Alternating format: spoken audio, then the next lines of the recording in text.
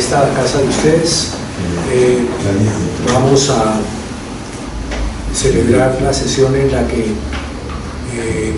recibiremos como miembro de número de esta academia al doctor Rafael Ostó de la Fompianeta. Entonces, le ruego al señor secretario leer el orden del día. Con mucho gusto, señor presidente. Sesión solemne, orden del día, reivindicación del pueblo, segundo himno nacional de la República de Colombia, tercero, lectura del acta número 02 correspondiente a la sesión solemne del día 20 de febrero de 2019, cuarto, disertación del doctor Rafael Ostó de la Fompianeta sobre la proyección del patrimonio cultural sumergido, un asunto de soberanía nacional a propósito del rescate del galeón San José, cierro comillas. Quinto, respuesta al disciplinario a cargo del doctor Cesario Rocha Ochoa. Sexto, toma el fundamento de entrega de formas de exposiciones insignes al doctor Rafael Ostó de la Fompianeta. Séptimo, vino de honor. Ese es el orden del día, señor presidente. Pregunto a los académicos si aprueban el orden del día. Primero, la verificación del pueblo. Hay pueblo, señor presidente. Cuarto, disertación del doctor Rafael Ostó de la Fompianeta sobre la protección del patrimonio cultural sumergido en asuntos de soberanía nacional a propósito del rescate del galeón San José. Señor presidente y demás miembros de la comisión de la mesa, distinguidos miembros de esta benemérita institución, a mi familia aquí presente, mi esposa, mis hijos, mi hermano Pedro, un cuñado, los invitados que muy generosamente han convenido en estar presentes en el día de hoy. Permítame, señor presidente y miembros de la mesa, en primer lugar, expresarles mi reconocimiento y gratitud por el alto honor que me asignan al concederme el reconocimiento de miembro del número de la Academia Colombiana de Jurisprudencia, cosa que para mí es altamente realizante como persona y como profesional. Y en virtud de ello, he presentado a la consideración de ustedes un tema que no necesita mucho realce para denotar su connotación en la vida del país, como tiene que ver directamente con elementos esenciales del Estado colombiano, particularmente con el interés general y la soberanía nacional, como lo es el relacionado con el debate histórico, político y jurídico, yo diría además social, en torno al rescate o recuperación del denominado galeón San José, fenecido en las postrimerías de las riberas de la ciudad de Cartagena al despuntar el siglo XVIII, porque además en él conjugan otros factores importantes de la estructura del Estado, como la consideración operativa entre el interés general mencionado e intereses particulares que propenden por no solamente debatir, sino determinar la propiedad del galeón y de sus componentes. Lo que termina en últimas, a gracia de valor presente, confrontando la esencia y el alcance de importantísimos derechos colectivos protegidos por el Estado frente a derechos particulares igualmente invocados en la interrelación que propende por el mencionado rescate. Son reflexiones personales que inclusive tienen un gran valor afectivo para nosotros los cartageneros. Como en mi caso, el tema del Galeón San José forma parte de nuestra propia idiosincrasia. Desde niños, en nuestros colegios se nos enseñan, además de la historia y la geografía nacional,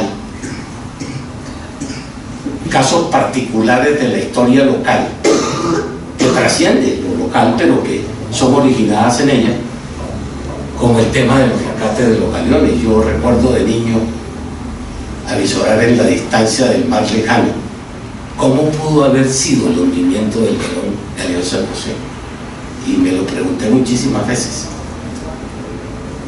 y fue un tema que formó parte de mis preocupaciones hacia el futuro intelectuales, además de las históricas correspondientes en ese sentido. Por eso consideré que mejor ocasión que esta no había para tratar de conversar y reflexionar sobre temática tan importante, bajo una consideración, señor presidente y demás miembros de la institución.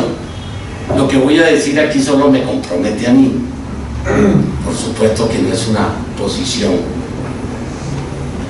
de la academia, sin que tampoco pretenda sentar premisas novedosas sobre la discusión y sobre la temática correspondiente, pero sí un llamado a la reflexión país en relación con esta problemática. Y para ello, permítanme exponer inicialmente algunas consideraciones históricas sobre ese acontecimiento, para luego abordar el esquema de la transición de lo que ha sido en la historia la verificación de este tipo de acontecimientos frente a una ciencia novedosísima, que es la protección del patrimonio cultural sumergido, pero al mismo tiempo denotando cómo la humanidad ha sido lamentablemente cruel con ese patrimonio, porque ha contribuido a su destrucción, a su pérdida definitiva, incluidos nosotros mismos, robándole a la historia real de la humanidad, y en este caso a la del país, elementos importantes de su propia nacionalidad, para posteriormente hacer alusión a cuál ha sido la intervención del Estado en las autorizaciones que se han concedido para que determinados entes del sector privado aborden la búsqueda de este tipo de patrimonios. Y luego de ello, como consecuencia de la problemática que alrededor del mismo se ha suscitado, hay que hacer necesariamente alusión a dos fallos importantísimos de nuestra judicialidad. Uno, de la Honorable Corte Suprema de Justicia, en sala de casación, con ponencia de uno de nuestros ilustres miembros aquí presentes, el doctor Carlos Ignacio Jaramillo, sienta unas premisas importantes sobre el particular, en relación con las cuales se puede no estar de acuerdo, pero creo que es un texto de obligatoria consulta por su carácter fundamentado e ilustrativo sobre la discusión sobre fenómenos trascendentes al tema como el de la figura del tesoro y la protección de los bienes histórico-culturales, como también la importante decisión de la Sala Plena del Honorable Consejo de Estado, que en ejercicio y como consecuencia de un mecanismo excepcionalísimo en materia de acciones populares, denominado el mecanismo de revisión eventual de las sentencias en materia de acciones populares, sienta también unas premisas importantes en frentes tan determinantes como la protección de los derechos colectivos entre ellos al patrimonio cultural, y dentro del patrimonio cultural sumergido de nuestro país, así como otras premisas igualmente complementariamente determinantes en el análisis correspondientes, que en mi sentir son textos de obligatorio análisis, fuera de algunos aportes doctrinarios que se han suscitado sobre el particular, para luego entrar a hacer algunas consideraciones sobre el mecanismo formalmente utilizado a tiempo presente. Me refiero gobierno anterior y gobierno presente, para oficializar la búsqueda de este patrimonio, aparejado ello con algo que para mí también es supremamente importante, tan importante como todo lo anterior, y es, en mi respetuoso sentir, la insólita pretensión del gobierno español de alegar algún tipo de propiedad sobre este patrimonio, desde lo cual hago un llamado de alerta al país, porque apenas se pudiese pensar en su referente frente al galeón San José, pero como lo han ilustrado diversas informaciones, el asunto va no por ese solo galeón, sino por todos los galeones, y de cómo entonces el país tiene que asumir una posición frontal, categórica, en defensa no solo de su soberanía, sino también de su nacionalidad. Todo lo cual me ha permitido, me posibilita en esta exposición arribar a algunas conclusiones sobre mi sentir en relación con la problemática suscitada hasta ahora y lo que se puede avecinar en el inmediato futuro. Trataré, señor presidente, todo comedimiento, respetar el tiempo que se me ha asignado para este efecto. Le pido a ustedes disculpas porque tratar de sintetizar todo esto en ese tiempo es muy complejo. Y desde ya anticipo además de que el tema no acaba aquí. Según noticias recientes emanadas del gobierno nacional, la definición sobre la viabilidad del rescate de este patrimonio se aplaza nuevamente para una próxima oportunidad. Y quiero decir, además, sin factura de ninguna especie, que me complace seriamente haber prevenido en mi texto, que fue entregado mucho antes, lo que iba a acontecer en ese sentido, y coincide con la posición del gobierno en cuanto al aplazamiento, conforme lo comentaré al final de esta exposición. En ese orden procedo de conformidad, señor presidente. En cuanto a los referentes históricos sobre el hundimiento del galeón San José, es importante tener en cuenta que desde su fundación, el 1 de junio de 1533, la ciudad de Cartagena, por distintas razones, particularmente dos: su ubicación geográfica en el entorno universal en ese momento, y la conectividad frente a las distintas geografías del mundo imperantes,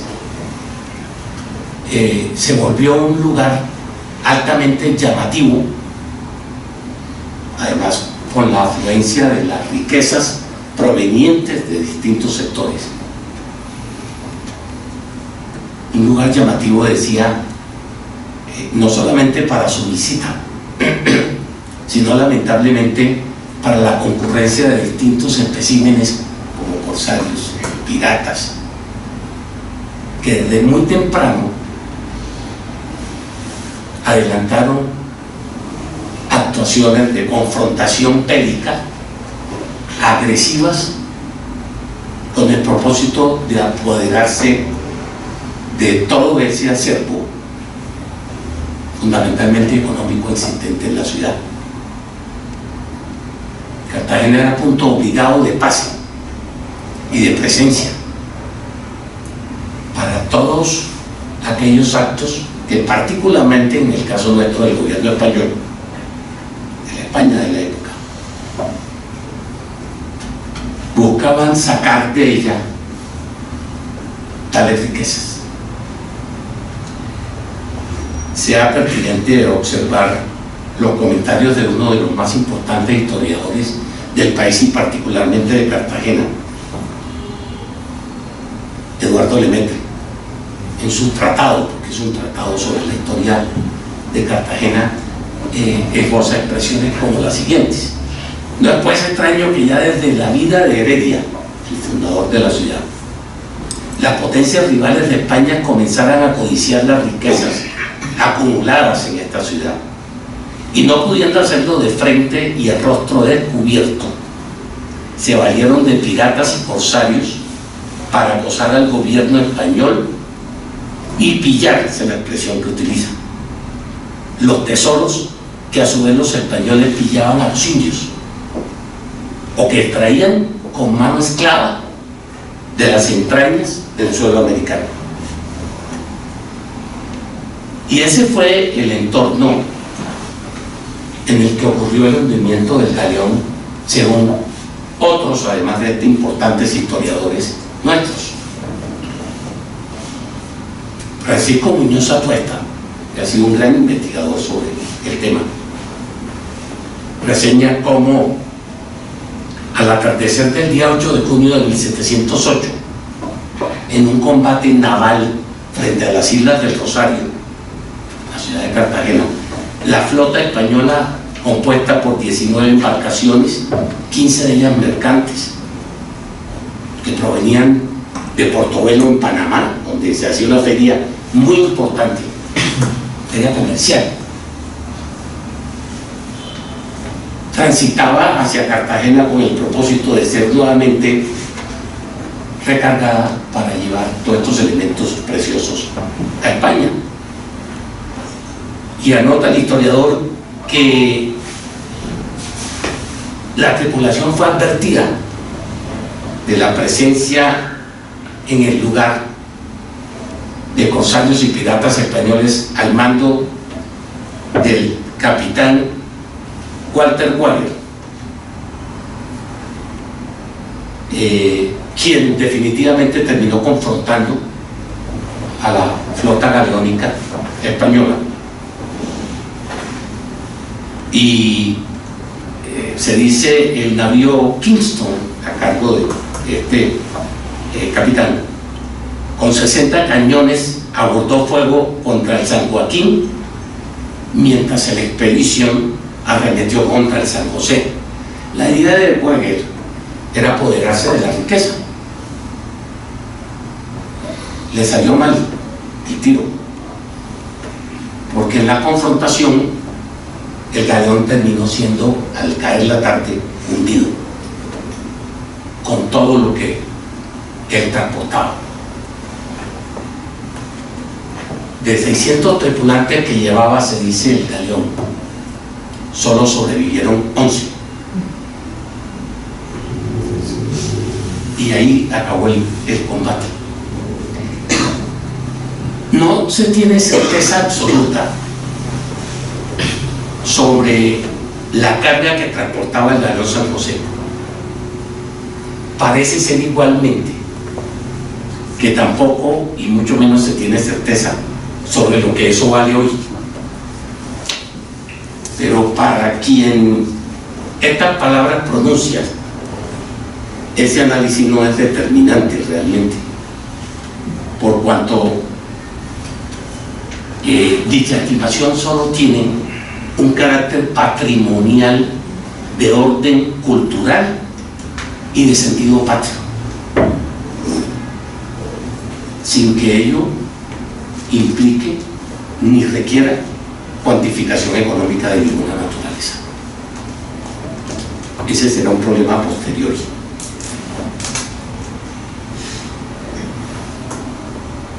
Observen cómo entonces, desde ese momento hacia hoy, el concepto de búsqueda ha sido científicamente superado, entrando en el segundo punto planteado,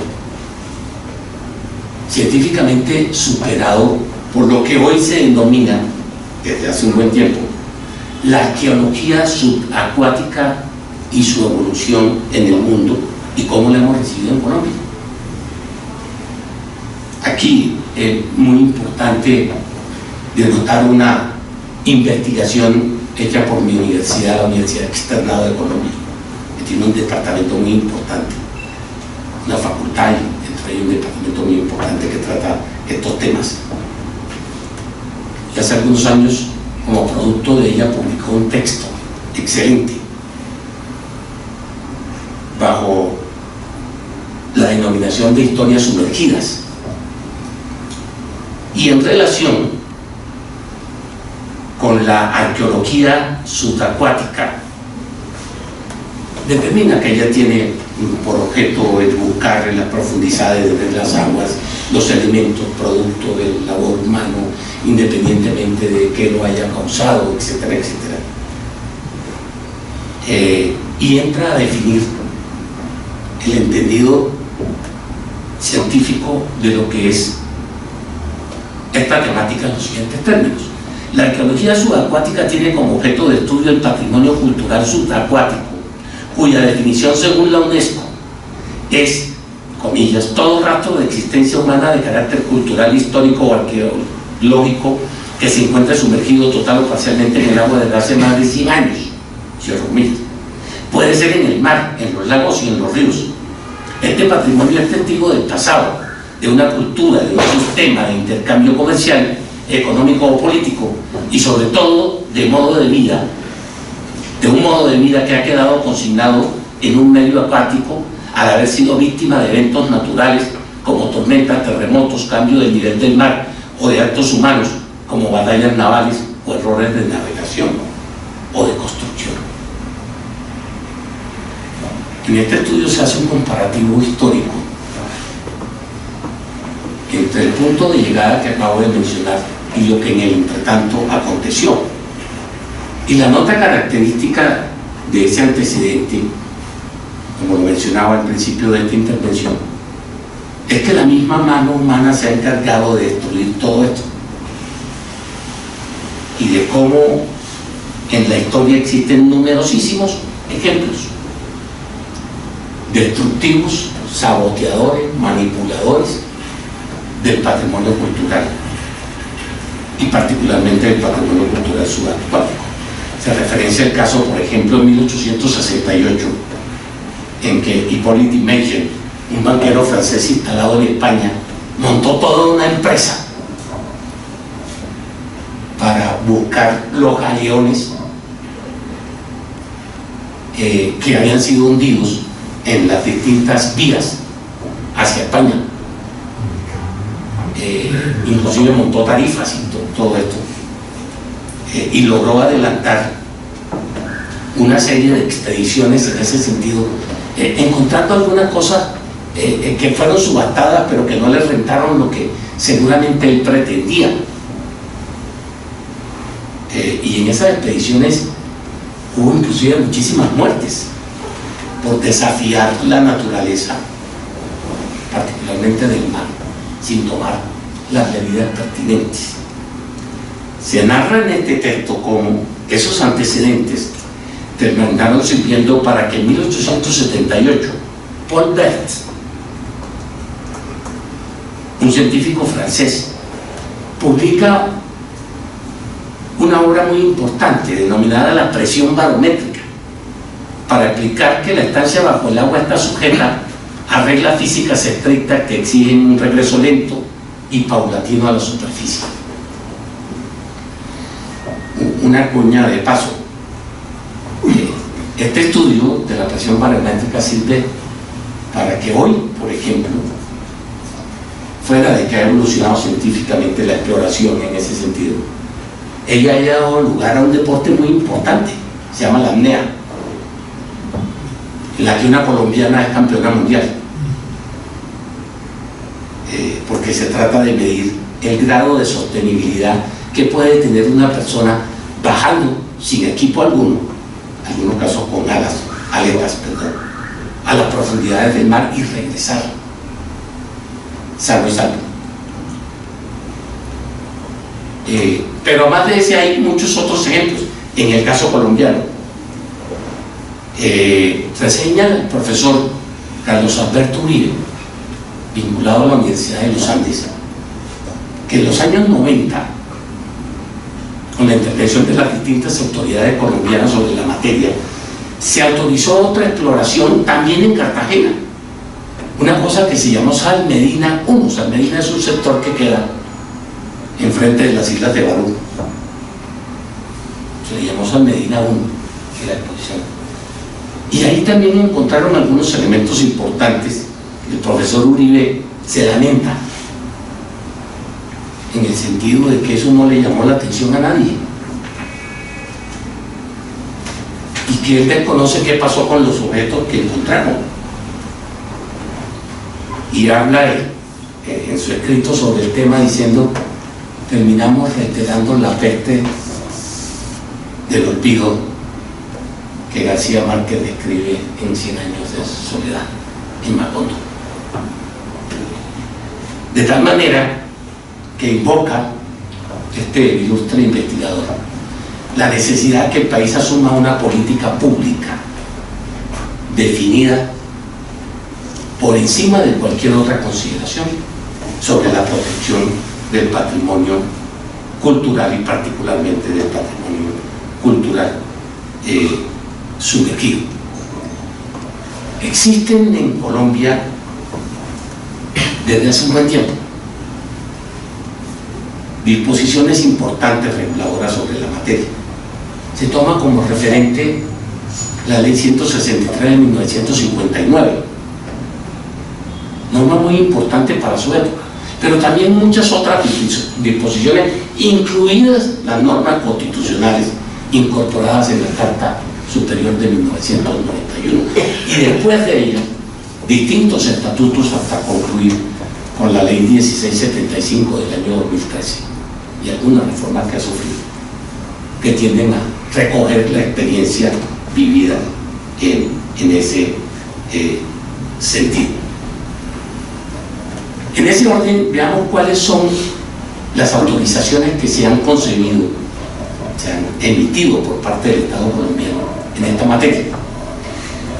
Se toman como referentes, quiero aquí observar la relación que trae la mencionada sentencia de la Sala Plena del Consejo de Estado en el mecanismo eventual de revisión de una acción popular sobre esos antecedentes de autorización. Se referencian, por ejemplo, algunas de 1971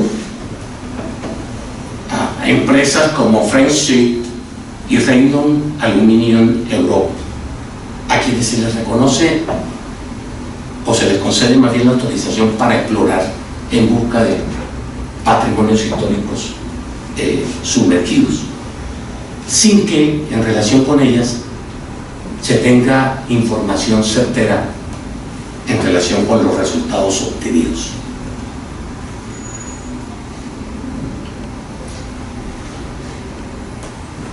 Al resolver solicitudes del año 79 y 80,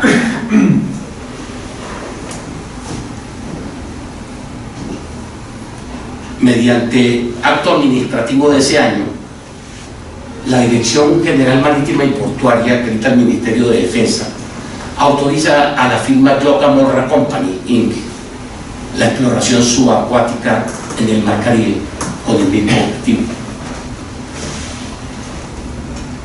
En 1982 esta empresa pone en conocimiento de las autoridades competentes la eventualidad de un hallazgo que denomina tesoro, correspondiente, dice, a naufragios localizados en las áreas autorizadas,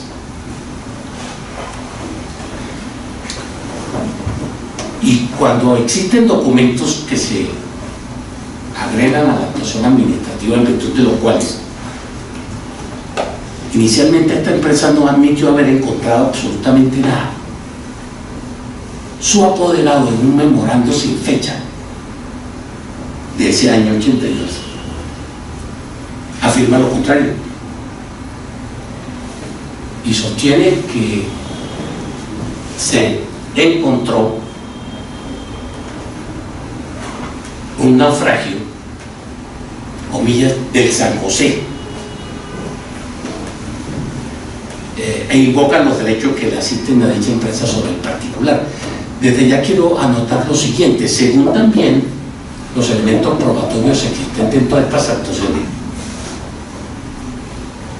ese memorando fue verificado sin encontrar resultado alguno de lo que se afirmaba allí. Y no solamente en ese momento, posteriormente también se volvió a hacer otra verificación. Eso es muy importante para todo lo que voy a decir después. En el año 82 igualmente, mediante la resolución 354, punto clave en todo esto, la DIMAR le reconoce a Cloca-Morgan Company el carácter de denunciante de tesoros y de especies náufragas. Revisado el texto de esta resolución, se encuentra sin lugar a dudas que el concepto de denunciante, si se hace un análisis razonado de la parte emotiva de la misma, también es una afirmación que forma parte de lo que aquí voy a decir.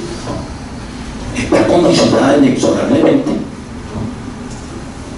a que lo que se dice encontrado se encuentre. Si hay derechos que se generan en relación con esto, dependen de esa circunstancia fáctica.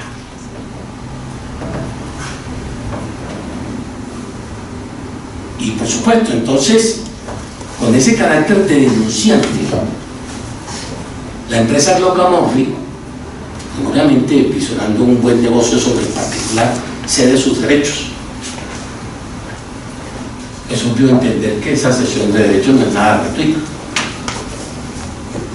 Y cede sus derechos a otra empresa, ya sea Search Armada, quien también es autorizada para seguir verificando las exploraciones correspondientes.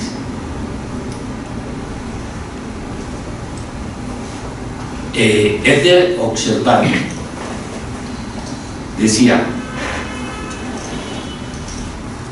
que de acuerdo con estos antecedentes, notemos se han expedido diversas autorizaciones que le permiten a los destinatarios de la misma indagar por la existencia de este tipo de bienes.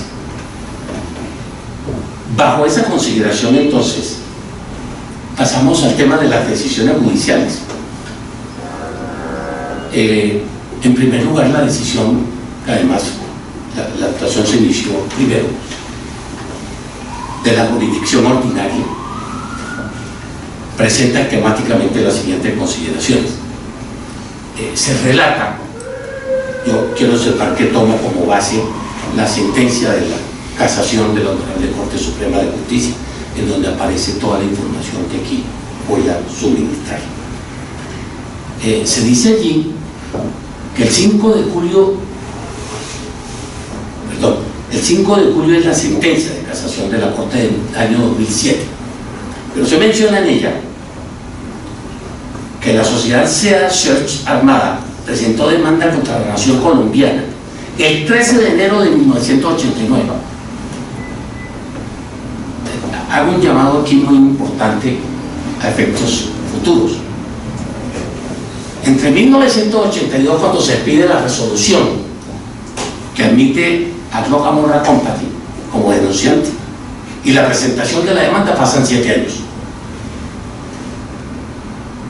Esto es muy importante para efectos de la jurisdicción contenciosa.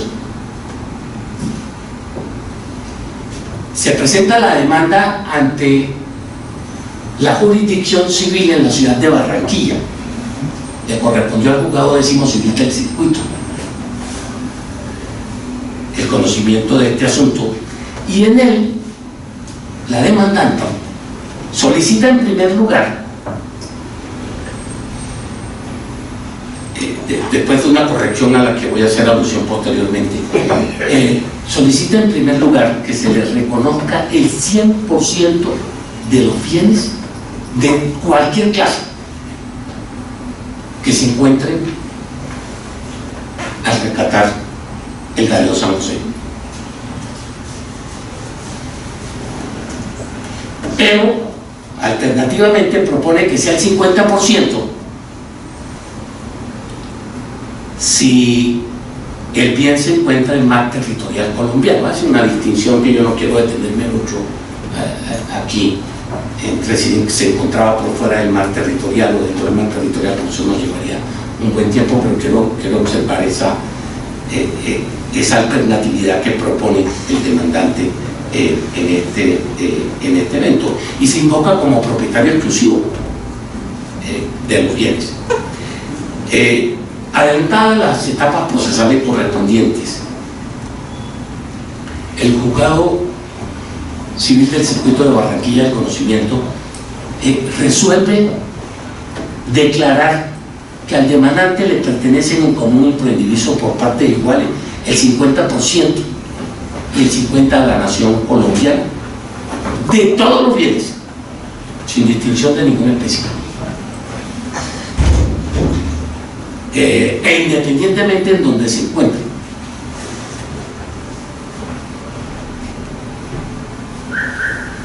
En esencia, esa es la decisión. Pero se toman otras decisiones también que son muy importantes de tener en cuenta. Se había invocado una nulidad que fue denegada, pero básicamente atinente a la falta de competencia de la jurisdicción ordinaria para conocer de esta problemática, con un argumento, también dejo sentado porque será retomado enseguida, en el sentido de que el origen de esta discusión proviene de unos actos administrativos emanados de las autoridades competentes. No se podía escindir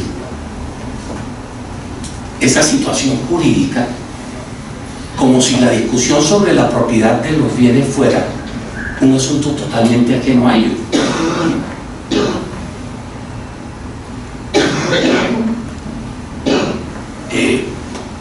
Sin embargo, el juez del conocimiento considera que sí, que no tiene nada que ver. Quiero observar lo siguiente, retomando algo dicho. Y es que la demanda inicialmente fue admitida porque la demanda lo que decía era que se le reconociera al demandante el derecho que tenía que el Estado celebrara a tener un contrato de rescate. Y fue muy curiosa la decisión del juez, procesalmente, inadmitir una demanda para que el demandante retire una pretensión.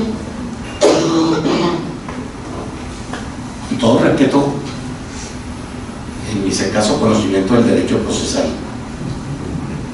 eso no es posible. Pero ¿a qué ocurrió? Y el demandante retiró la pretensión. Y entonces el juez del conocimiento dijo: aquí lo que se está discutiendo es la propiedad sobre unos bienes, y ese es un tema civil, porque está fundado en el hallazgo o no de un tesoro. Y así se falló. La segunda instancia confirma esa decisión realmente. Por razones de tiempo no me detengo mucho en la segunda instancia, porque la segunda instancia no hace sino reafirmar que la discusión es sobre un tema netamente civil, que por lo tanto es la jurisdicción ordinaria la competente para ese efecto. Yo no quisiera pensar que traiciono la esencia del fallo, pero es así, en ese orden, y eso nos lleva al recurso de casación que se interpone fundamentalmente por la parte demandada, la Nación y el Ministerio Público, que vuelven a plantear por vía de casación, en primer lugar, y con fundamento en la causal quinta de casación, una nulidad procesal por falta de jurisdicción.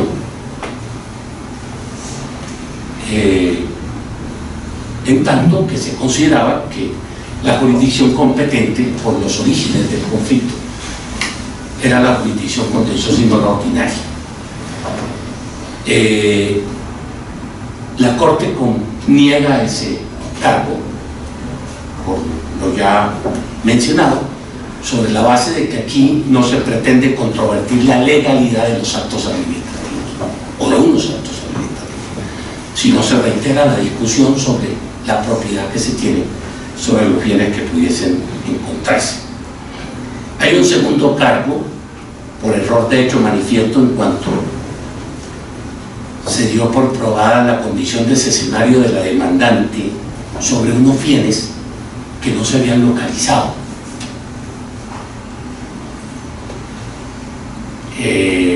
La Corte igualmente despacha negativamente este cargo porque considera que esos derechos fueron reconocidos por la autoridad competente en esa forma y que por tanto no le es atribuible al demandante esa consideración para ser tenida en cuenta en un recurso de casación. Un tercer cargo alude al hecho de que no se puede adquirir esos bienes y su propiedad por vía de ocupación, porque esta opera sobre bienes que no pertenecen a nadie, si se hace toda una explicación sobre el particular. Aquí la Corte se detiene y sostiene que es importante para resolver el cargo determinar si en Colombia los bienes a que se refiere la demanda, o sea, todo lo que se encuentre, es algo histórico, cultural, científico, efectiva y legalmente constituyen un típico y genuino tesoro o no, en los términos del artículo 700 del Código Civil. Y consecuentemente con ello, si el demandante podría tener derechos sobre ese particular. Y al efecto, en un profundo estudio de la Corte Suprema, entra a analizar el concepto de tesoro, no solamente desde el punto de vista doctrinario, sino desde el punto de distintas legislaciones, para aterrizar en el caso colombiano, en donde sostiene que hay tres elementos que determinan la existencia del tesoro como tal. El primero, debe tratarse de bienes muebles que tengan un valor y sean producto de la obra o la tarea humana, cosa a la cual la Corte conviene, pero deja inmediatamente a salvo la necesidad de revisar lo relativo a los monumentos muebles a que se refiere el artículo 14 de la Ley 163 de 1959, porque dice que de ello va a depender si el demandante tiene derechos o no sobre todos esos bienes. Un segundo elemento es que esos bienes, así entendidos, debieron estar sepultados o escondidos por largo tiempo,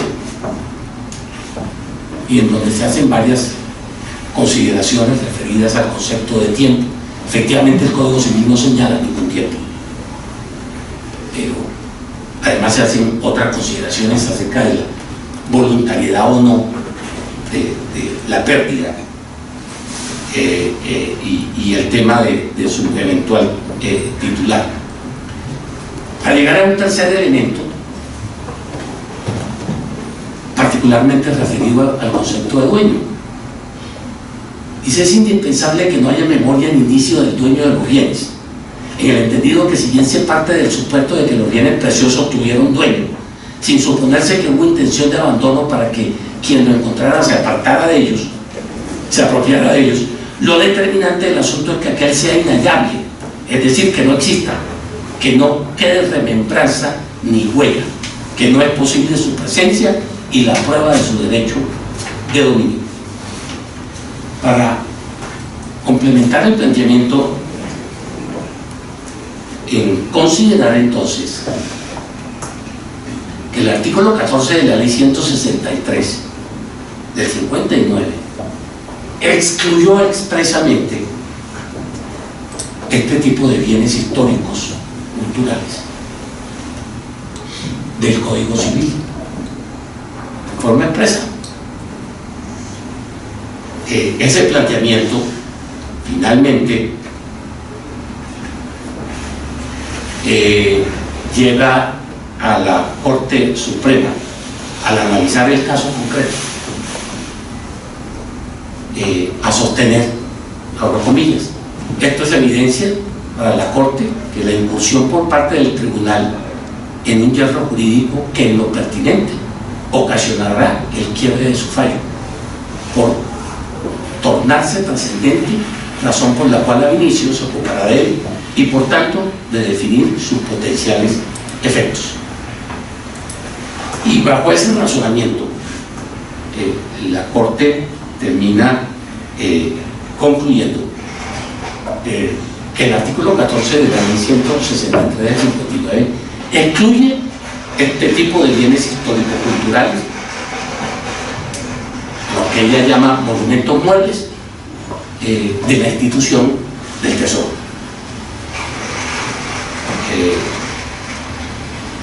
Y conviene a su vez en que, como no fueron objeto de debate ni fueron desvirtuados, se tiene por sentado que la DIMAR autorizó las exploraciones, que la compañía Yoga Morte inicialmente denunció la existencia de un hallazgo, que ese hallazgo fue verificado y que como consecuencia de la denuncia antes mencionada, la DIMAR le reconoció a esta empresa el carácter de denunciante. Sostiene la Corte además como complemento de su fallo, es un interrogante que yo había planteado, susceptible de análisis, que además ni la Nación ni el Ministerio Público acreditan por qué los referidos bienes eran real y efectivamente de propiedad española. El interrogante que yo quiero dejar es si era necesario, en lo que se ha denominado una fuente histórica, afirmar la propiedad, sobre todo porque está en juego lo que el título de esta exposición plantea, un concepto de soberanía nacional desde siempre, porque los bienes de encontrarse se encuentran en territorio colombiano y el territorio colombiano es un elemento esencial de la estructura del Estado y consecuentemente de su nacionalidad.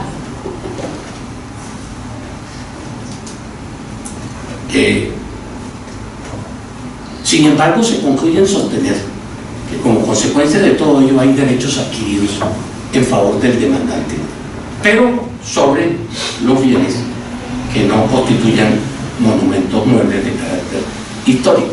Y en ese sentido, el fallo termina con una decisión que a mí me llama poderosísimamente la atención. Yo voy a pedirle una cita al doctor Carlos Ignacio para que me cuente, porque me parece interesantísimo que la primera decisión en el fallo sea la de proteger el patrimonio cultural, histórico, artístico y arqueológico nacional,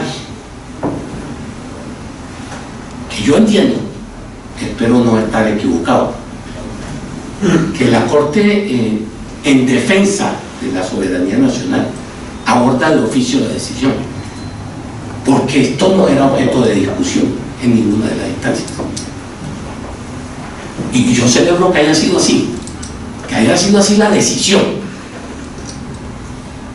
porque eso le establece un marco referencial no solamente para el caso concreto, sino para asuntos venideros. En segundo lugar, se modifica el fallo de primera instancia en el entendido de que la propiedad del 50% es sobre los bienes que no constituyan tesoro. Yo a posteriori voy a considerar un planteamiento un poco distinto, no en el sentido de naturalizar esto, sino que de acuerdo con el régimen vigente que hoy debe aplicarse, se produce una inversión de principios. No es sobre los bienes que no sean declarados tesoros. No, hoy el régimen lo que impone es que todos esos bienes son históricos y que la excepción termina siendo el tesoro por la exclusión expresa que hace el artículo 14 de la ley 163 del 59, que posteriormente se reafirma en las normas que se le ha pedido que la sustituyan. No, hoy la regla general debe entenderse que todo lo que esté debajo del agua debe considerarse patrimonio histórico cultural, a menos que la entidad competente diga una cosa distinta. Y eso es diferente. Eso es completamente diferente. Pero bien, el fallo concluye: hubo 2 salvamentos de voto en la Corte. Uno del doctor Villamil. El doctor Villamil, en esencia, lo que considera es que hay un desplazamiento de la figura del tesoro sustituida por la protección del patrimonio cultural, que en este caso es sumergido, y que no son complementarias, y en eso disiente del fallo de la mayoría, que no son figuras complementarias. Dice eso, que hay un desplazamiento en ese orden. Como también hay un salvamento de voto del magistrado Ardila Velázquez, quien disiente por 2 razones. Dice, una de tipo procesal y otra de fondo. La procesal es que es innegable que la discusión aquí se originó en una actuación administrativa, y eso es inescindible. Y esta jurisdicción no debió conocer de ese tema. Y lo segundo, dice, ¿cuál era el conflicto? ¿En dónde está el conflicto? Se plantea esa discusión. Si la fuente no es un acto administrativo, ¿es que acaso, yo lo entendí en esa forma, es que acaso la jurisdicción ordinaria puede plantearse litigios hipotéticos? Porque ¿cuál era el conflicto? Si no está demandando los actos, si no está pidiendo una demanda de reparación directa, si no está pidiendo lo que pidió inicialmente, el contrato, entonces ¿cuál era el problema? Entonces dice, esta jurisdicción no puede conocer de ese tipo de situaciones, no le está permitido. Es lo que yo entendí de su salvamento de voto. Y pasamos rápidamente, presidente, al tema del Consejo de Estado. En el año 2002 se presenta una demanda en acción popular ante el Tribunal Administrativo de Cundinamarca, en que el actor demanda al Ministerio de la Cultura, las autoridades correspondientes, y sostiene que hay que proteger los derechos al patrimonio cultural, al patrimonio público y a la moralidad administrativa, por cuanto esa resolución del 82, fíjense, esa resolución del 82 seguía produciendo efectos, tanto que la Corte Suprema dice la toma en cuenta para decir que de ella se deriva un conflicto privado de la propiedad sobre el patrimonio cultural sumergido. Entonces hay que anular esa resolución y hay que acabarla, porque eso es lo que nos está generando el problema sobre el rescate y la propiedad de los bienes. El Tribunal Administrativo de Cundinamarca, en un primer fallo, ahora digo porque un primer fallo dice, sí, tienen toda la razón. Además, el demandante dice que determine la no aplicabilidad de las sentencias de la jurisdicción ordinaria. Y entonces el Tribunal Administrativo de Cundinamarca en un primer fallo le da la razón. Y dice, sí, tiene toda la razón y de sentencia conforme a lo pedido. Hubo un recurso de anulación contra la sentencia que resolvió el Consejo de Estado y anuló la sentencia. Y la anuló porque dijo: mire, usted revisó unas sentencias de unos jueces y magistrados a los que no citó al proceso. Tiene que citarlos. Y entonces decretó la nulidad con base en esa consideración, y el asunto volvió al tribunal. Y estando otra vez para fallo en el tribunal, porque habían citado a toda la gente, yo no sé si el doctor Peloina se lo citaron, citaron a todos los magistrados, al juez de Barranquilla y a los del tribunal realmente. Estando para fallo el tema, sale un acuerdo del Consejo Superior de la Judicatura, en el cambio se ponen en funcionamiento los juzgados administrativos y cambió la competencia. Entonces eso lo despacharon para un juzgado administrativo, y el juzgado administrativo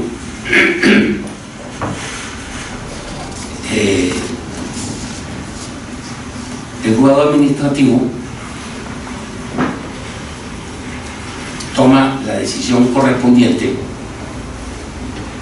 en sentencia del 1 de junio del 2009.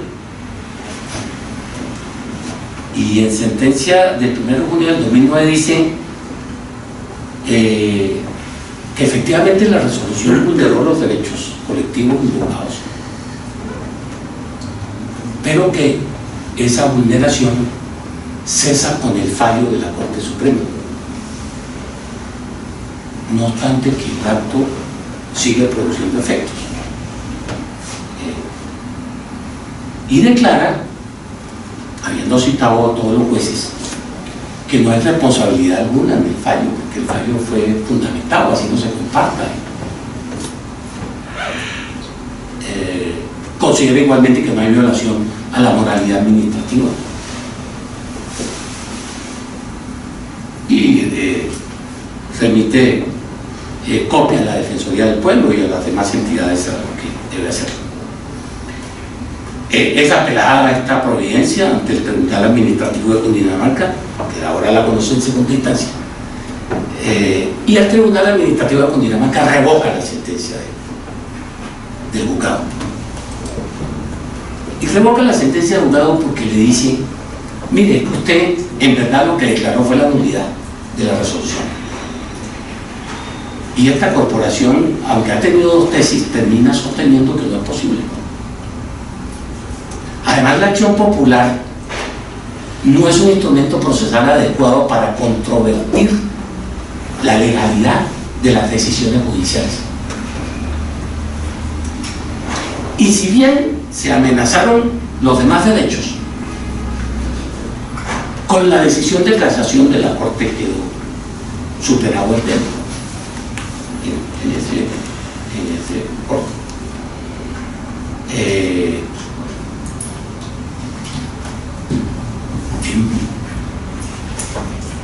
Emitida esta decisión, se utiliza el mecanismo eventual de revisión ante el Consejo de Estado, que es el competente para conocer. Inicialmente, al conocimiento de la sección primera, quien por importancia jurídica se la remite a la Sala Plena de la Corporación. Y la Sala Plena de la Corporación hace un estudio muy interesante sobre los planteamientos a partir de dos propuestas de unificación jurisprudencial. Una, si es posible que a través de acciones populares se puedan anular actos administrativos o no. Y dos, si es posible que hechos configurativos de vulneraciones de derechos colectivos ocurridos con anterioridad a la Constitución del 91 pudiesen dirimirse bajo el amparo de las normas producidas con posterioridad a esta.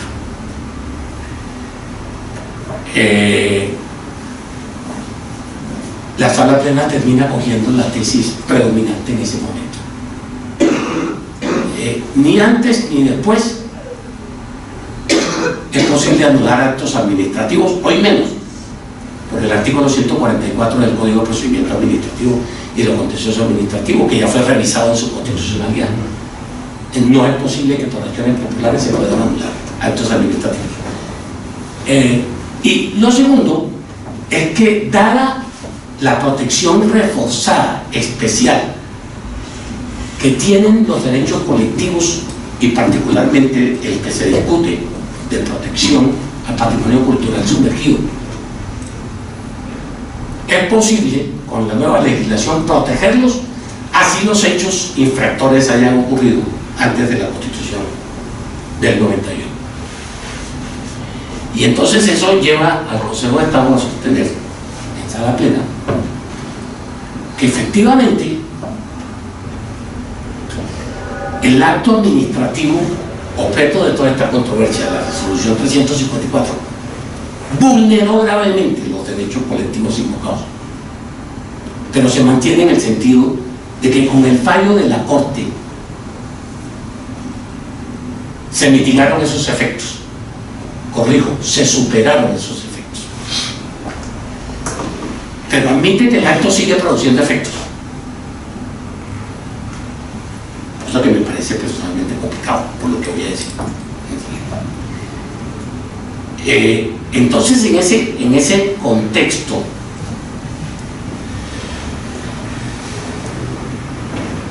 la conclusión es la de mantener la decisión del tribunal bajo las consideraciones mencionadas. En resumen, 50% para el demandante, 50% para la nación, 50% que es sobre bienes, en mi opinión, invirtiendo la tesis, no declarados como patrimonio cultural sumergido. Los demás, sobre esos, es lo que respecto al caso concreto aquí se establece. ¿Qué ocurre en ese entretanto del fallo del Consejo de Estado, que es del año pasado? Febrero, si mal no recuerdo, del año pasado. Fíjense ustedes que fueron dos actuaciones, la de la Corte arrancó en el año 89 hasta el 2007, la de la jurisdicción ordinaria, y la del Consejo de Estado del 2002 al 2018. Eso denota la complejidad y la magnitud de este asunto. En ese entretanto, ¿qué ocurre?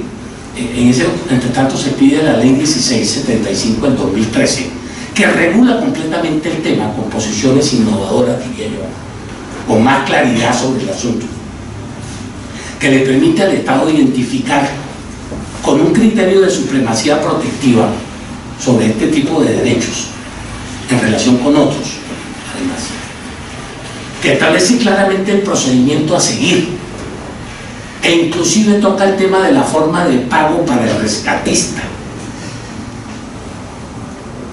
Y dicha norma es utilizada por la administración anterior, quien finalmente dice, quiero observar también eso, en el año 2015 el gobierno del momento dispone la verificación, como lo hizo también otro estudio después del fallo de primera instancia del juez de Barranquilla. Se verificó que las coordenadas que la empresa inicialmente denunciante como tal no eran correctas. Ahí no está el galeón. Entonces, con base en eso y aplicando la nueva legislación, el gobierno de turno convoca una invitación pública que la ley permite, además sea por la vía que se hizo, asociación pública-privada, y en donde un ofertante presentó una propuesta que fue analizada y fue encontrada bien soportada, y con base en ella se ordena la invitación y se presenta solo el ofertante de la propuesta y hace unas propuestas inclusive económicas sobre la forma de remuneración y todo eso. Inicialmente se considera que como consecuencia de que, encontrándose en trámite esta actuación, se presentó otra acción popular que lo que persigue es que se acabe ese procedimiento y que el gobierno busque la forma de encontrar el galeón por otra vía. Esa es en esencia esa nueva acción popular en el Tribunal Administrativo de Cundinamarca, que ahora sí es competente porque hubo una norma posterior que determinó que cuando haya una entidad nacional vinculada al tema de los derechos colectivos, el competente en primera instancia es el tribunal y no el juzgado. Le notificaron al gobierno ese tema y el gobierno prefirió suspender la continuación del procedimiento hasta tanto se resolviera una petición de medidas cautelares que finalmente se negó.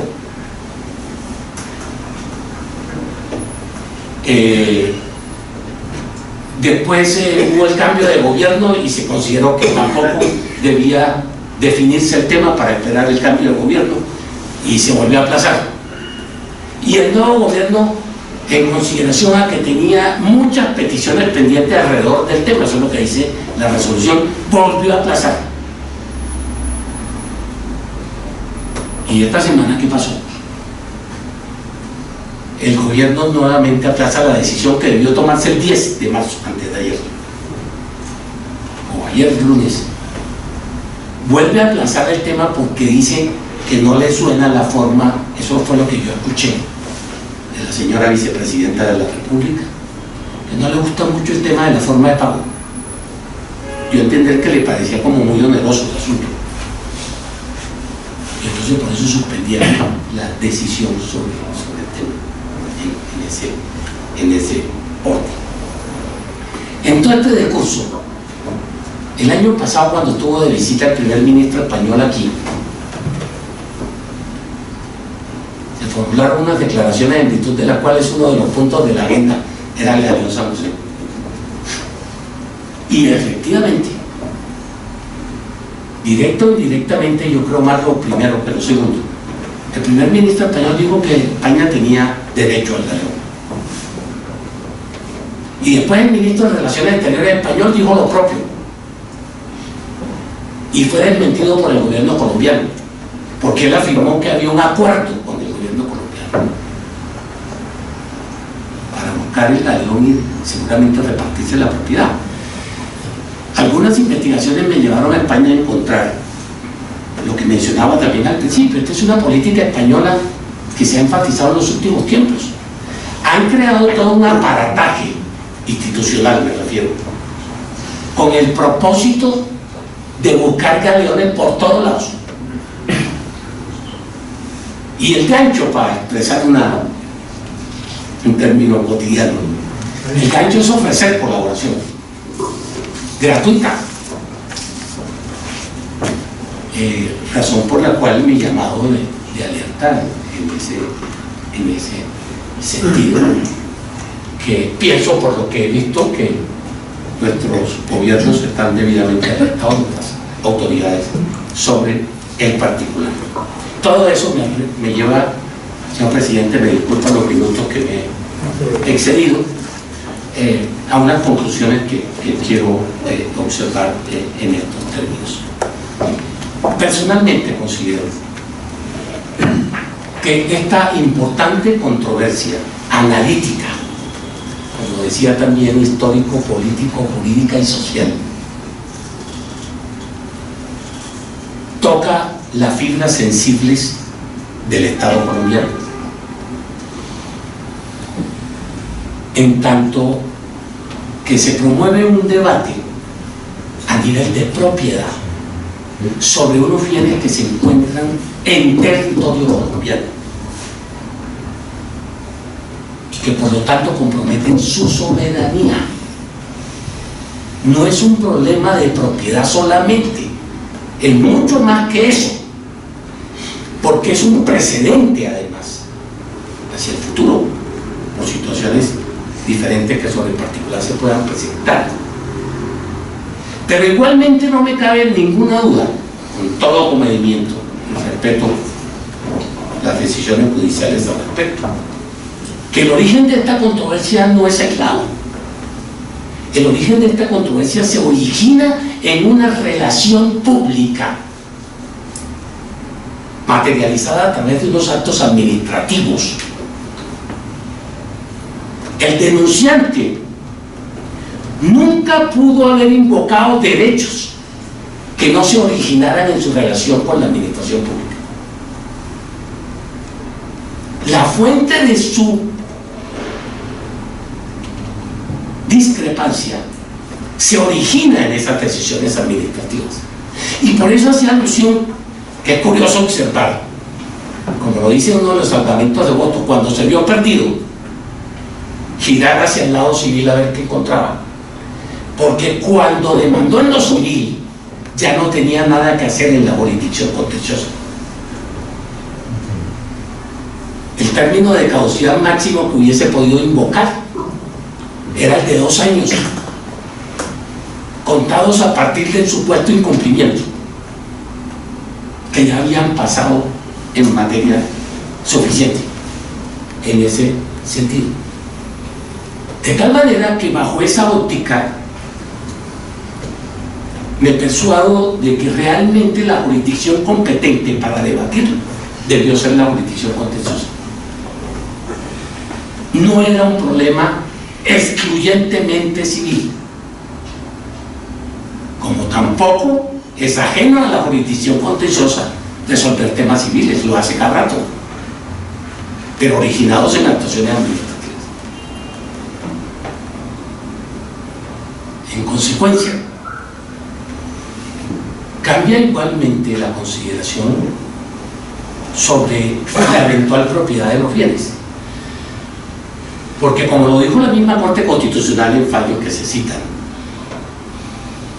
en la jurisdicción contenciosa, el principio es el de la protección del patrimonio cultural sumergido sobre cualquier otro derecho de carácter individual o particular. Entonces la regla general, como ya lo mencioné, es la de que todo lo que se encuentra debajo del mar en principio tiene que ser denominado patrimonio cultural sumergido, a menos que la autoridad competente, que es la autoridad administrativa,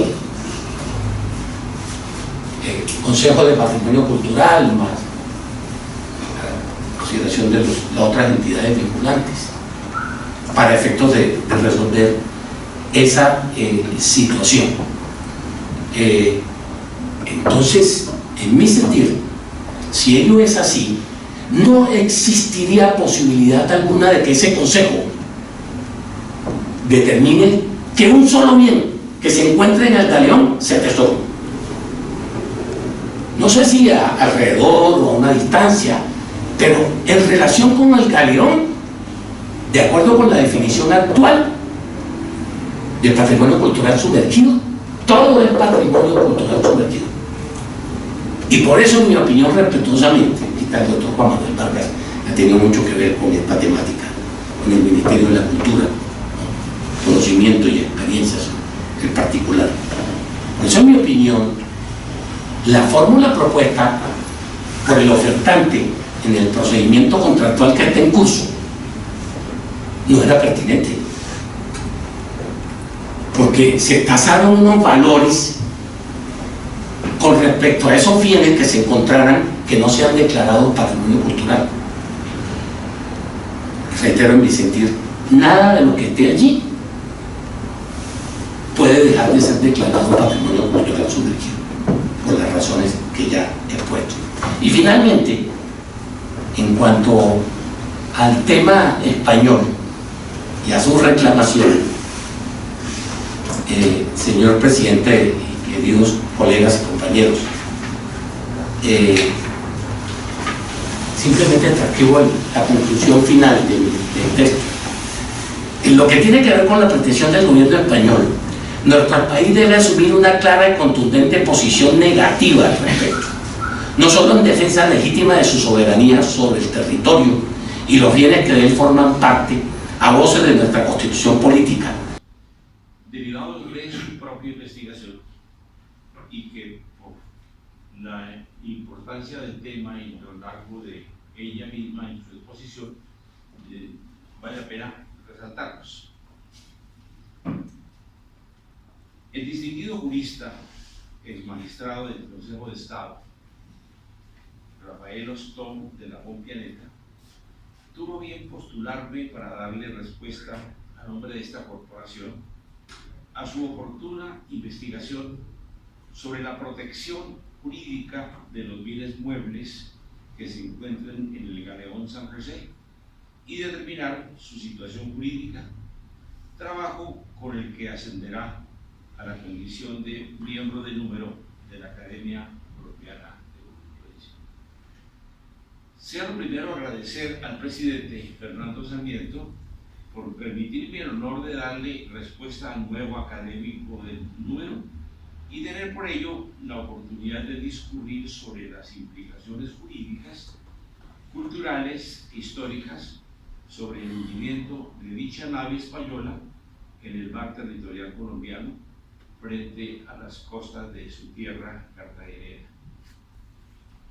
La investigación tuvo como objetivo realizar los siguientes aspectos: la protección del patrimonio cultural sumergido, la soberanía nacional, las circunstancias históricas del hundimiento de la nave y las implicaciones jurídicas sobre el rescate del galeón español.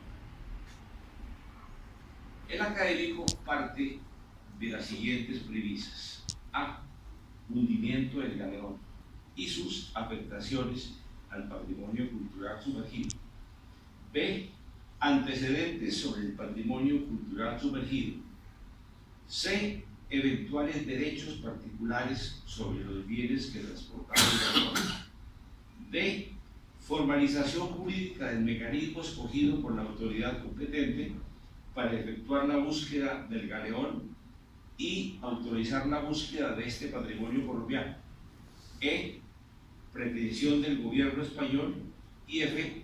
Defensa prevalente de la soberanía del Estado y posición de la jurisdicción contenciosa administrativa.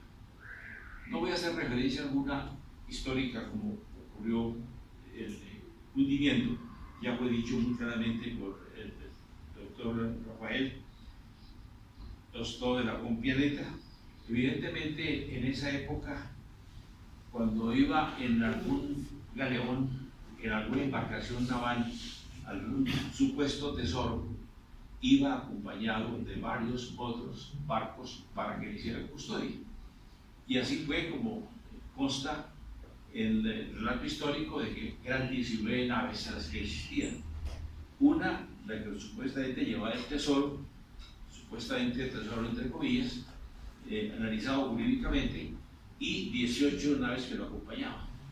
Venían de Portobelo, realmente de Panamá, porque allí llegaban las embarcaciones que venían también de Potosí, del Perú, y que bajaban también de Veracruz, de México. Y en esa época había, como ha dicho el doctor, una feria que duraba generalmente 30 días.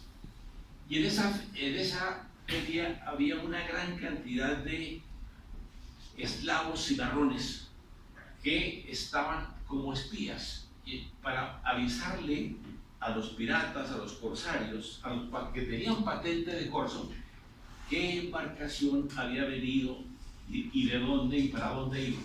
Y entonces allí se le dijo a las personas que fueron a atacar posteriormente a la embarcación, al galeón San José, que ciertamente iba de Portobelo a Cartagena. Así que esa parte histórica está perfectamente delineada y no vamos a hacer ninguna consideración al respecto porque la claridad de todo lo dijo. Y pues obviamente ahí se trató de hacer una especie de labor de distracción cuando un barco atacó a otro, mientras también iba el barco de Charles Wagner a atacar a el Expedition, a atacar al galeón San José, y pues se produjo el hundimiento. El expositor hace unas consideraciones sobre la geología subacuática y su evolución en Colombia a partir de un estudio realizado por la Universidad Externado de Colombia denominado Historias Sumergidas. Ya él se refirió, entre comillas, a una parte de ese estudio. Evidentemente, a partir de los siglos XIX y XX, ese patrimonio cultural fue afectado por la falta de conocimientos científicos sobre las técnicas de excavación, su potencial histórico, la importancia del contexto arqueológico sobre la relación entre la estructura, el sedimento y su contenido, para lograr una interpretación precisa de un modo de vida o de un evento. También se refiere y puntualiza cómo la ley 163 del 69, en ella se dictaron medidas sobre defensa y conservación del patrimonio histórico, artístico y monumentos públicos de la nación. También lo que dijo la Constitución del 91 en sus diferentes artículos y que después fueron desarrollados posteriormente por otros textos legales. Es importante hablar de que cuando se refiere por parte del doctor Rafael Lafont a las firmas que fueron autorizadas por DIMAR, la Dirección Marítima y Portuaria adscrita al Ministerio de Defensa, como ocurrió con las sociedades Friendship S.A. y posteriormente como fue con Loca Morra Company, que en una sesión allí se le reconoció la condición de denunciante, que era absolutamente indispensable para los futuros aspiraciones económicas que quisieran ellos alegar. Evidentemente, DIMAR extendió y concedió las autorizaciones, pero bajo la recomendación de que al equipo de trabajo se incorporaran inspectores permanentes e idóneos que supervisaran la autoridad desarrollada. Y ocurrió que evidentemente esos inspectores después dieron una opinión y en esa opinión dijeron que no habían hecho ninguna exploración que llegara al navío San José. Además, hay una manifestación expresa de que con los medios que existían tecnológicos en ese momento era muy difícil poder determinar realmente dónde era que estaba el galeón San José. Porque fíjense de que hay también ya un testimonio muy importante y se encuentra una contradicción en lo que decían los representantes legales de las dos firmas que decían que eran denunciantes y realmente lo que dijeron sus apoderados y lo que dijeron los inspectores designados por la DIMAR. No me parece importante referirme entonces tampoco a las decisiones que se ha dicho acá por parte del doctor Rafael Lafont sobre la jurisdicción civil sobre el galeón San José. Ya se refirió a lo que fue la intervención del juzgado civil del circuito de Cartagena, de Barranquilla, lo mismo del tribunal también de Barranquilla, que no hizo mayor cosa en el aspecto jurídico, sino de aprobar y reiterar y ratificar lo resuelto por el juez, en tanto que sí fue muy importante la decisión de la Corte Suprema de Justicia en la decisión de la Sala de Casación, a la que ya se refirió y que se hizo una gran claridad frente a las disposiciones del Código Civil que hablaban del tesoro y empezó ya a hablarse de una manera muy clara sobre la situación del patrimonio cultural sumergido.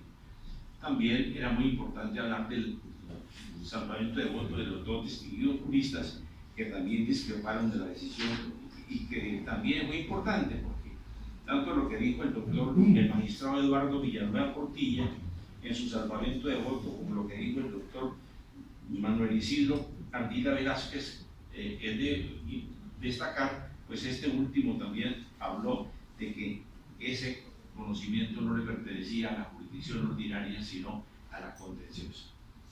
Ya vimos también cómo fue la actuación que se hizo por parte del Consejo de Estado, primero en una sala unitaria en el año 2004 y posteriormente lo que se hizo por parte ya cuando el Consejo de Estado profirió la sentencia de segunda instancia el 26 de mayo del 2011, en la que revocó la sentencia de primera instancia, con excepción del numeral quinto, en que declaró improcedente la acción popular para el juzgamiento de providencias judiciales. En fin, allí es muy importante recabar sobre lo que manifestó el expositor de que realmente no es la justicia ordinaria, la jurisdicción ordinaria la que debe conocer del asunto, sino que en virtud de que todo nació a través de un acto administrativo como fue la resolución del DIMAR, pues allí es donde se le va a orientar cuál es el juez competente para el caso.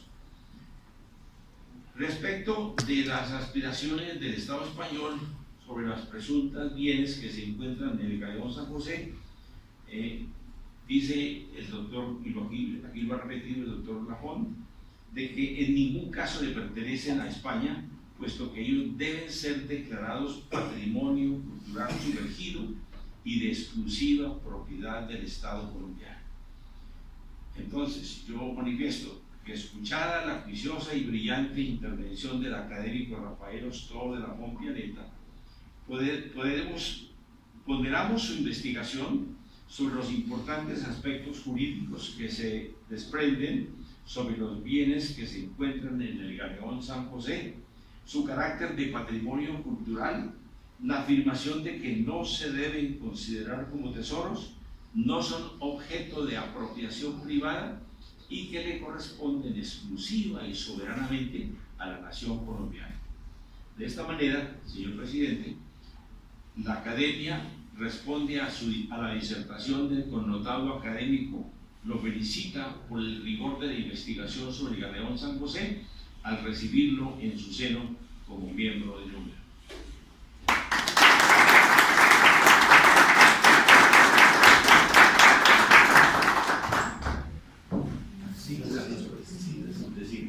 Se acostumbra en estos actos solemnes a destacar de la hoja de vida del stipendiario sus principales eventos profesionales, jurídicos y personales.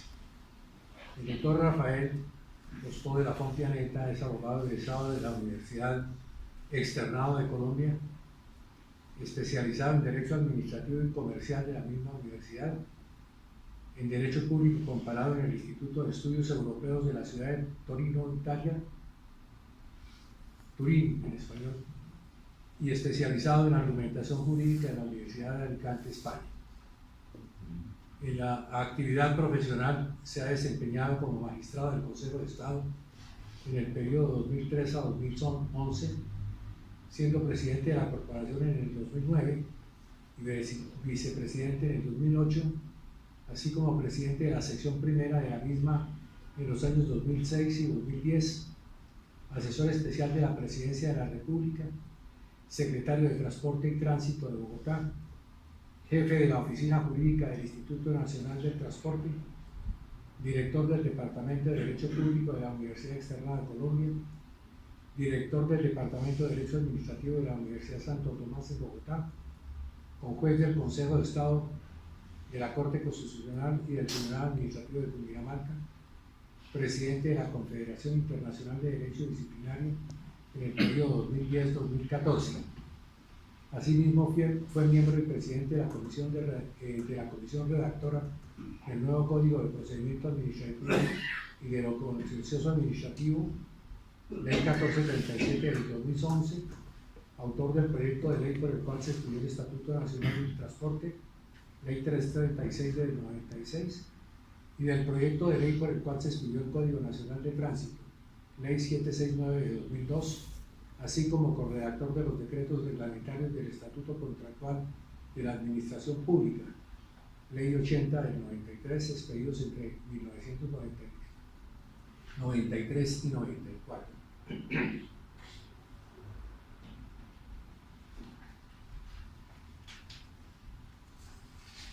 Actualmente ejerce la consultoría jurídica en materia de Derecho Administrativo y Derecho Constitucional, e igualmente es árbitro inscrito de la Cámara de Comercio de Bogotá y de Pereira, miembro correspondiente de la Academia Colombiana de Jurisprudencia, del Instituto Colombiano de Derecho Procesal, del Instituto Colombiano de Derecho Comparado, del Instituto Colombiano de Derecho Disciplinario, colegiado honorario del Colegio de Abogados del Transporte, miembro honorario del Centro Colombiano de Derecho Procesal Constitucional y miembro de la Academia de la Historia de Cartagena de Indias, profesor emérito de la Universidad Externada de Colombia y En el ámbito investigativo ha realizado estudios y producido escritos sobre aspectos jurídicos de distinta índole, todos de singular importancia.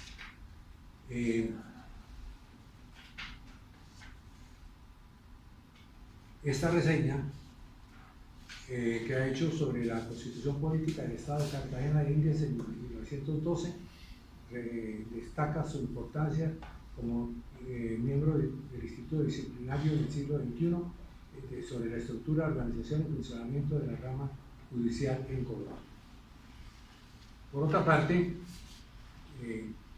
la exposición del doctor Rocha, recomendándole a la Academia su admisión como miembro de número, es acogida por esta comisión de la mesa y su presidente, por una parte, y por la otra destaco de sus afirmaciones la de que se trata de un concepto jurídico propio suyo que no compromete la posición oficial de la Academia. Y manifiesto esto en razón de que la Academia es miembro consultora del Gobierno Nacional y eventualmente puede ser llamada a que emita concepto de fondo sobre el tema del Galeón San José, actualmente en discusión y examen de la Vicepresidencia de la República, y no podríamos estar impedidos si hiciéramos un reconocimiento oficial. Es una razón puramente de carácter de evitar inhabilidades, pero por lo demás nos sentimos muy orgullosos y satisfechos de que usted nos acompañe. Dichas estas palabras, que consten en el acta, por favor, señor, que le entrego a nombre de la Academia Colombiana de Jurisprudencia, dice así: el señor doctor Rafael Ostón Lafón Pianeta ha sido inscrito en esta corporación como miembro académico de número en atención a los méritos y demás circunstancias que concurren en él, y para que conste se le escribe el presente diploma en Bogotá a 12 de marzo de 2019. El presidente, el vicepresidente y el secretario.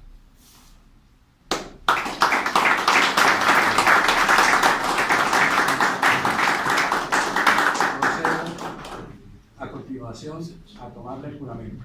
Diga usted ante Dios, promete a esta Academia cumplir con los estatutos, la Constitución y la ley en cuanto tenga que ver con estos trajines que nos afincan a la realidad colombiana. Juro, presidente. Si es así, que él se lo premie y la Academia igualmente. Muchas gracias.